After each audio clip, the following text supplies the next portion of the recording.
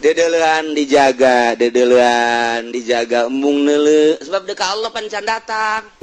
ai geus datang mah bebas ieu mah deka Allah can datang besi kaganggu dedelan ku ari dijaga dedengian dijaga geus atuh ana dedelan dijaga dedegean dijaga aambeun dijaga omongan dijaga embung ka mana mulai geus di imah bae geus di imah ge boga pagawean lain sadi imah di imahna boga pagawean teh ngajagaan mata ngajagaan ceuli deka Allah boga maksud deka Allah dijaga kunyana mulai embung ka mana jeung teuing di imah boga duit ge penting embung ka mana salah tante teh sih ngomong deka Allah mulai terasing tuh aya fi ma'zilin dina uzlah enggon uzlah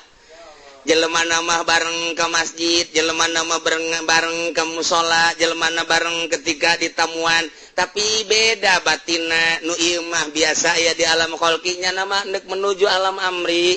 ka Allah yes gitu bae terus deka Allah pan Allah teh tara noler-noler pagawean manusia si eta deka aing haju nyaan deka aing diangkat derajatna teng lain deui sinaran ku ari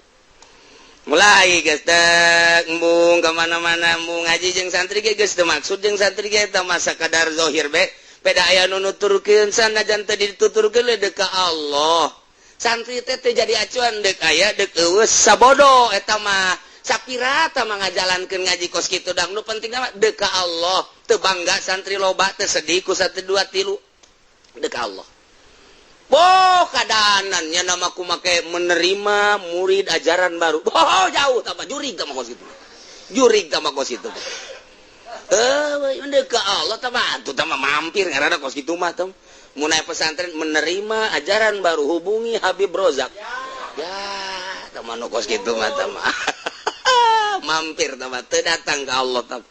salah tah henteu salah ieu mah keur carita ka Allah besi pacar nyalakeun henteu ngan nyana aya di dinya di alam khalqi bae ieu mah deka Allah carita deka Allah mandeg di dinya